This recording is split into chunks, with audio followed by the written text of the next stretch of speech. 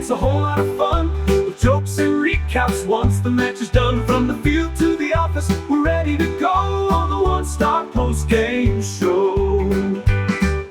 Hello and happy holidays. It's the One Star Cowboys podcast. I'm Kevin Turner. That's John Machota. We have Saad Youssef. We've got Kent Garrison. We're recording this on Christmas night. How about that? So we do have John live with us from what I assume is a hotel in the nation's capital. It is, yeah. Isn't that the dream? It's fun to be back. I saw this Instagram video not too long ago where this dude just did this whole clip about how he's like, yeah, man, I'm working on the road, and it's just like this typical, like the hotel you get where it's like you open up the window, it's like the freeway, and it's like the places around there, just like IHOP or whatever. It's like, man, on the road for work, like you're just doing something so cool. Like you tell your friends, and you're just like in the most run of the mill, whatever. This hotel is decent. Don't get me wrong. There is a lot of cool hotels in DC. But I'm just saying there's a lot of them too, where you're just like, yeah, I open my window or open up the drapes and it's a La Quinta across the street. Like, I don't know. It's not like anything special, Cowboys win 30-23 to go to 7-8-1. They'll play for that wonderful 8-8-1 number next week in New York. So where do you even start here? 'Cause there's a lot of like big picture things that we can obviously talk about. There's some things that happened in the game that happened. Where do you even start? Because I will say, yeah, it was a Cowboys win and it was fun to watch the game, but knowing that you're out of the playoffs just kind of stinks, It does, and it just was the type of game that, that thing should have finished at 35-14, The fact that you give up the big run and you let that Washington team right back into it. That's not the Washington team with Jaden Daniels, like Josh Johnson's the quarterback. And so when the offense is scoring touchdowns in their first three possessions, you're just like, oh, they'll take care of this team. Washington obviously doesn't have anything to play for. They know that they're all banged up. And to just let them kind of hang around just reminded me of kind of how this season has gone, where there are flashes from the offense where you're like, yeah, this looks like one of the best offenses in the league. And then there are moments where you are like, this defense is so bad. I can't believe they can't get stops against these guys consistently. And it just refreshes your memory to, oh yeah, there's no chance that they can go into next season with the same defense. There has to be changes made there. And then the last one for me, in terms of biggest takeaways, the other thing I wrote about after the game, and it's, you can't let Dak play in that season finale. And if you want to bring him out there for a series or something so that he gets the start, okay, I can see that a little bit. But like, it's not just about Dak and his age. It's sacked 6 times. And then here's the other thing. Like, if you don't protect him from himself, there's a couple of runs today where I'm just like, whoa, what are we doing here? Like, what is being played for here? And when, like I always say, or I shouldn't say always say, but I've been saying for the last couple of weeks, and I wrote today, I get the positive momentum theory and, of ending the season, whatever. That's fine. I understand that to a certain extent, but like, there's nothing you can do positively that offsets how negative it would be if Dak suffered any type of injury that, even if it wasn't one that affected next season, something that he has to go in the offseason. Now it's like, well, not going to see Dak till probably OTAs or maybe the start of training camps. He's rehabbing that, whatever, ankle, hip, whatever, hamstring again. It's like, he wants to play and he should, because he's the leader of the team. He's a competitor. I get all of that, but someone in the organization needs to step in and go, we're not doing this. Yeah, that, I tweeted it during the game that Brian Schottenheimer probably has more intestinal fortitude than I would ever have in that situation, because you watch Dak, it wasn't even just the 6 sacks. It was the hits too. Even when he wasn't getting sacked, he was getting rocked. And then for me, there were 2 plays that were that stand out, because I totally agree. I just got done reading John's piece right before we hopped on, and I think that's, I understand where Dak is coming from, but I also agree with that. There was the play where Frankie Louvu hit Dak late, and bad play by Frankie Louvu, whatever. But the point is, if he's on the field, he's open to that. And then the other one was, I don't think this actually wasn't a sack, but it was that play super late in the game where, it probably should have been a pick 6 thrown by Dak right over the middle. And he got hit low and got driven back. And for a guy that's had the ankle injury, the hamstring, all that stuff, to see him get hit like that and low, I just don't think that you can put him back out there, especially when your offensive line is kind of patchwork anyways. Like, fine, experiment with Tyler Smith at left tackle and do whatever you need to, but like Dak doesn't need to be standing back there while that's all happening and that's going on.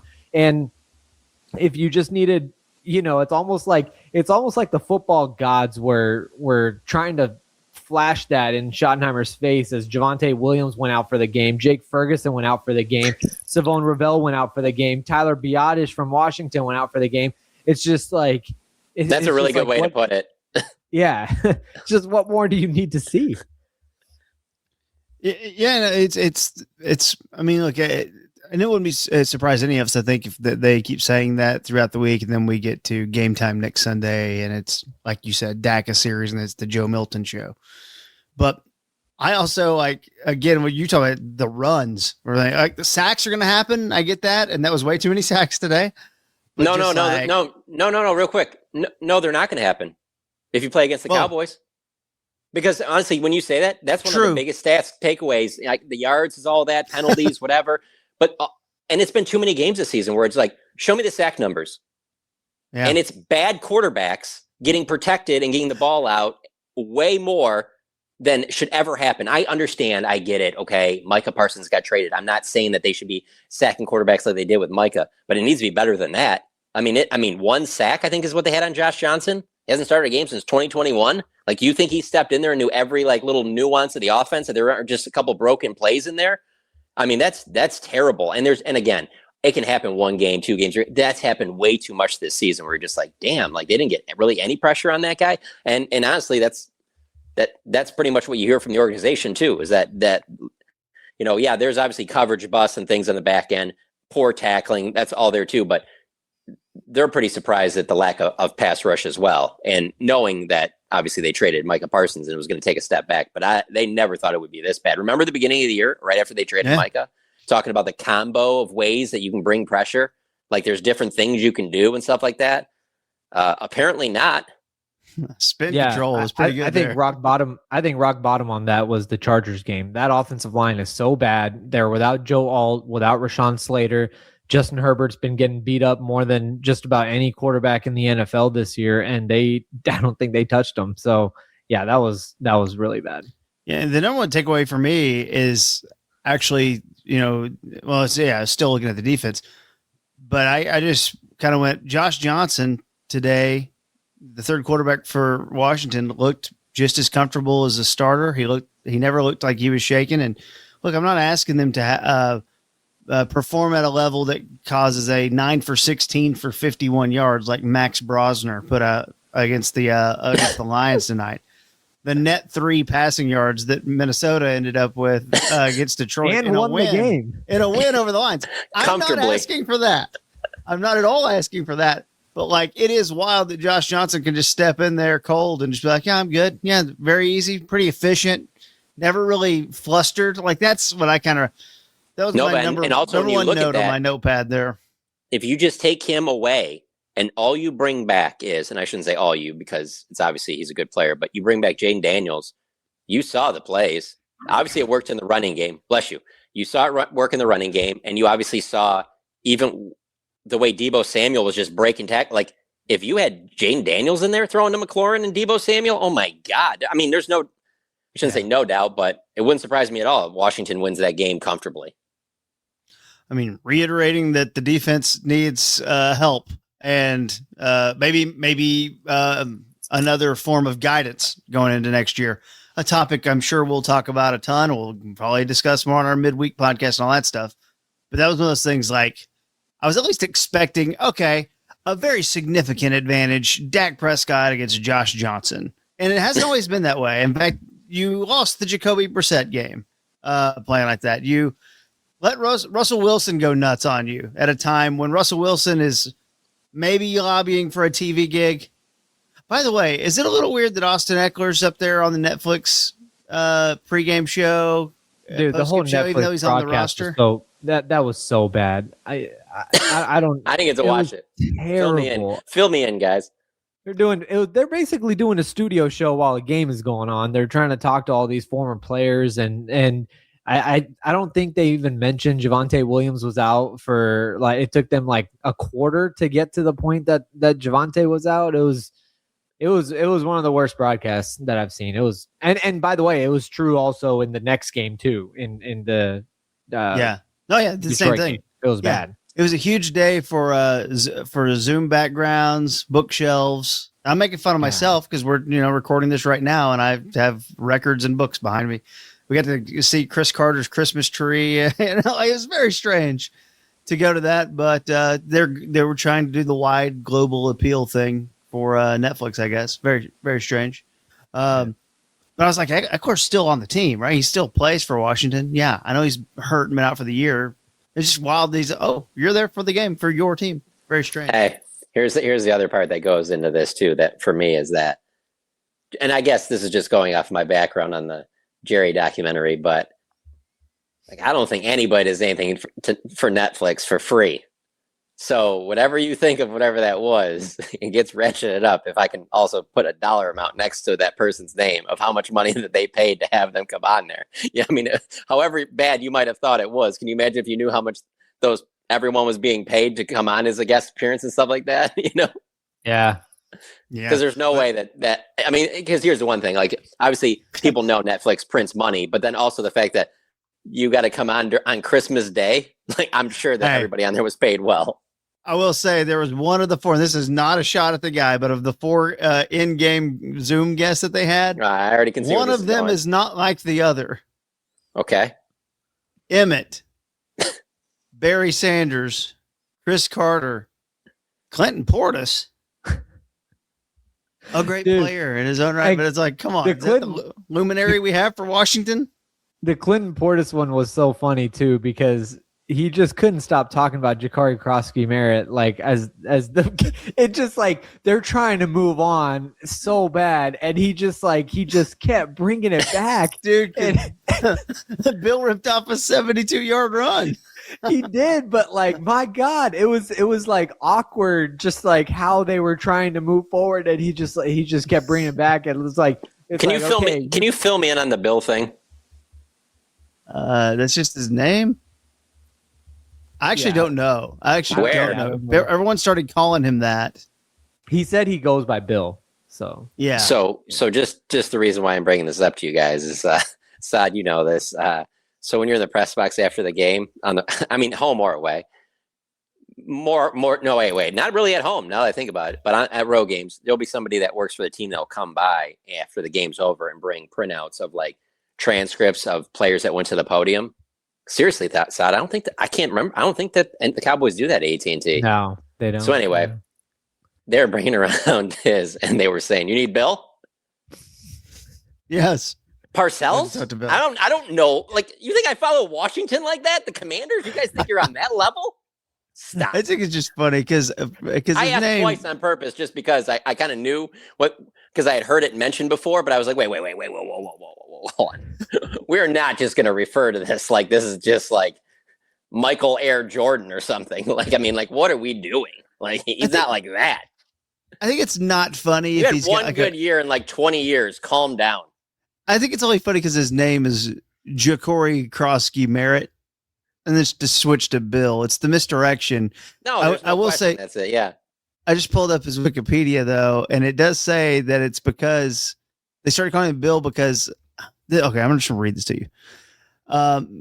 Krosky-Merritt prefers to be called Bill. He took the nickname after the titular character from the children's television series Lil Bill on Nickelodeon because he had a near bald hairstyle in his youth.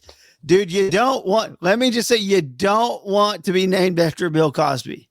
Of course, I should have known that. Handing out transcripts like she's calling him Shaq. You guys get the Shaq transcript? I asked twice just because I was like, wait, there's no way that it was said like that. Oh yeah. It's very kind of them that they're bringing around. I'm good, and that's what everybody just like to assume that everybody just like, everybody calls him Bill. I think there's a lot of people here that don't even know his real name anyway. They know that he's having a good season. He ripped off a big run against the Cowboys. Congratulations and get in line. You know what I mean? Yeah. Like I don't know. I don't know. Washington fans are trying to see some more Chris Rodriguez, to be honest. They wish he would stay healthy just to see what he's got. It is a reminder, though, that you don't want to be like, if you end up having children as well, maybe don't name them after anybody because you never know what's going to go on with them. You would hate to, you just never know. Like, All right, real quick. No. Let's do this. Go ahead, Seth. I'm going to jump in. No, I got something way different. Go ahead. I'm just sure someone out there's probably been named Orenthal before, and you're like, well, no, let's get wild right now. Let's say something real offensive right now. Who right now, you're going to have a child. Give me a safe celebrity name you can go with. Safe one? Yeah. You want to say Denzel. I like that. That's a good one. Yeah. You want to say Denzel, but you also that is a good one. Know that Hollywood is a different place. Right. Even it's Tom tough, Hanks, man. would it surprise you? Yeah, it would surprise me. But and honestly, it's not even to it. It's not the Hollywood thing as much as it's the fame thing for me. I think Kent might jump in on this. Kent, do you have something? Yeah, I'm going with the first and middle name, if you don't mind. Jelly Roll. Ooh, Jelly Roll, yeah. Jelly Roll. I do. Okay, all right. There's one. If I was Dirk would hurt. Oh yeah, Dirk. Dirk's a good one. There you go.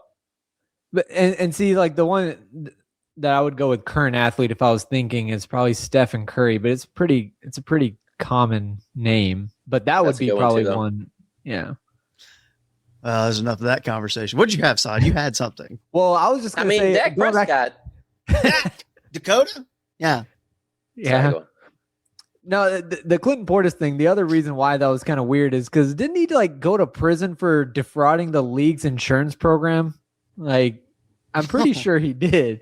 And if this is true, I'm going to have to change my son's name.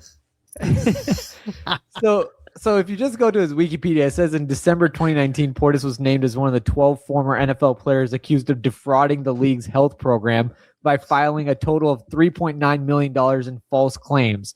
He was sentenced on January 6th to 6 months in prison, an additional 6 months of home confinement.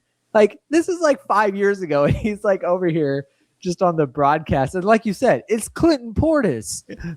For the record, maybe it's what you said of, since it's Christmas, they had to go down the list. They probably had people that were like, I would love to, but I'm with the family, so maybe he was 10th on the Washington list. You don't want to go too old. Be high, man. Let me hit on something real quick. I just want to say, you're talking about if you did name your son that and you were thinking about changing his name, but Clinton Portis would not be the first one you would be concerned with. There would be others that would come before him with the name Clinton. Who would you get other than Clinton Portis that would be non-problematic?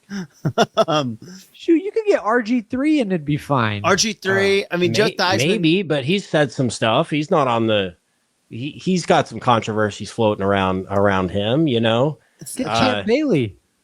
D'Angelo Hall, you can't go there. You can't go with the Albert Hainsworth. No, I go with Champ Bailey.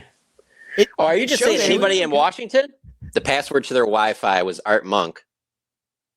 That's not going to do a lot for the Netflix age, though. You're shooting for young millennials. You're shooting for zillennials, Okay. Because I'm thinking my age, it's like Santana Moss, Jason Campbell. That's not going to be good enough. Yeah. Yeah. It's not going to be good enough. It's pretty interesting. Who's that tight end? Chris Cooley? Chris Cooley. Two of the last road games.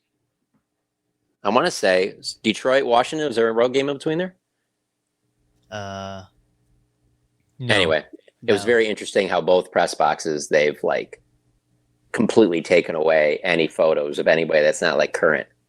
Yeah. Just very modernized with all the photos that are up in the press box. Like the Washington one, I mean, it's all Dan Quinn, obviously Jaden Daniels, new ownership, Terry McLaurin and stuff like that. Yeah, no, and I get that, and that's fine. Yeah, there because there's also one. It's it was Magic Johnson with somebody. I guess that might be somebody just because he's a part owner. I'm going to say it because it was the proper name for many years, but they're probably not wanting anything that's associated with Redskins too. From that era as well. They're probably football team. I'm literally trying to think of all the pictures I saw, walking down the locker room and everything, and it's all. You already said Joe Theismann. It's Mark Rippon, Art Monk. I think I might have saw one of Ernest Biner. You got to have some John Riggins. Daryl Green. I didn't see one, but yeah, Daryl Green's another one. Yeah, that's a good one for sure. I definitely saw a picture of his. Yeah. It's still like, even though if these were, Manning cast guests, you're going, huh? Yeah. Like, you're still like, No, Washington doesn't really have one. They don't have that many like wonderful, players of the last. They haven't been very good, And Okay. and the years they were as a random RG3 year, Yeah. So. We're veering off topic here a little bit, but when I went to a road game with the Panthers and John and I were walking around, one thing we talked about was how there was like an alarmingly low number of pictures of Cam Newton. I mean, you talk about a guy talk about Panthers, and like you can't get to 3 names before you get to Cam Newton, and there's like no pictures of him. It's kind of weird. Yeah, Greg Olson, Sir Per, Cam Newton. Like, you can't. Those are the 3. I'll name my kid Sir Per. Before we get out of here, let's. You call him that? Sorry, what? Go ahead. What do you say? He was he thought, what kind of animal do you think he was? What's that bear doing? What's that bear doing? Hey, Robbie Chosen. Maybe there's your guy. It's a panther. That's Sir Per. There's the crossover too. You call him that? That's his name. Sorry. We'll follow up when we do our midweek podcast when we go inside the blue tent. Jake Ferguson, I think probably the big one from today though. With the calf, I think we're okay there. Obviously, we don't want him playing next week, but did you hear anything on that? Yeah, that one doesn't sound good for obviously playing in the season finale. It would make no sense. Javonte Williams is still dealing with that shoulder/stinger deal. And so I don't think that you would want to play him. And then who got hurt towards the end of the game? Somebody leave? Yeah, Ravel. I think he might have a concussion. Yeah. So it then looked he would like be it out too. It kind of looked like that was a. I kind of wondered just Javonte Williams. His market will determine, I think, how much the likelihood of him staying here, because obviously they're not going to go overboard at running back. But it does feel like they'd like to have him back. It doesn't make a lot of sense for him to play today with him battling through stuff. And I guess there's another running back on the roster who they don't want to activate probably. But I'm just like, you had bodies to get through it without Javonte Williams. So maybe there's an incentive watch or something going on. Maybe. I don't know. I felt like if that's a guy who you're serious about bringing back, there's really no need to add any more tread to these tires. Yeah, the one name that also, like, at running back, not to echo like the annoying part of Cowboys Twitter every now and then, but I really would like to see Phil Maffa if he's able to be activated off of injured reserve. He's been practicing, was limited all week, and wasn't active for this game. But if he's available against the Giants, because Jaden Blue was the higher draft pick, but he was always kind of more of like the change of pace back and had some question marks. With Phil Maffa, with the way that he was at Clemson, he kind of reminds me of like if you're trying to have a starter kit for Rico Dowdle or Javonte Williams, like eventually. I'm not saying he would reach those heights or anything, but he feels more in that realm than even Jaden Blue did when they drafted him. So if he's able to come off of injured reserve, I'd like to see him in the final game. Yeah, no, that'd be very good. All right, so they got the win though. So 7-8-1. They will have the Giants next week. They'll have a long week to get ready for the Giants, and we'll discuss that and other Cowboys news and notes in our midweek podcast that we shoot over at the Haymaker Network Studios in Frisco. We'll shoot that a little bit later in the week. You can get the video and check that on YouTube if you would. And also, other NFL thoughts and things like that. It should be a wild weekend with a lot of playoff ramifications and things like that. Although the NFC is kind of cleared up a little bit today because of the Max Brosmer performance. What in the world happened to Jared Goff today? Oh my God. Is Brian Flores going to sneak into a head coaching job again? I texted some Lions fans, maybe a family member, and some other friends that, I'd probably could chill out of the Jared Goff chance for a while. Yeah. Man. That was a rough one. Man, Yeah. that was shocking. It was like very shocking. Okay, well, that's enough of that, though. Hey guys, seriously, thank you guys, thank everyone listening. Everyone, we're recording this Christmas night, so I hope everyone does have a good Christmas. And if you love your family, you get to hang out with them. If you don't, you escape, do it, whatever. I hope it's all good for you. I hope you get some time off work and all that stuff, and you can kind of just relax and don't let the Cowboys stress you out too much. But thank you guys. I love doing this show with you. All three of you. So thank you guys for being here. And I'll see you in a few days over at the Haymaker Network. So for John Machota, follow him. Read his game recap story out there on The Athletic. For Saad Youssef, follow him. Read his stuff at The Athletic. For Kent Garrison, I hear he does this Mad About Movies podcast. You might want to go ahead and add that to your playlist, people. I'm Kevin Turner. We'll talk to you next time on the One Star Cowboys podcast. Goodbye. I don't have time to have a bad time. It ain't on my schedule.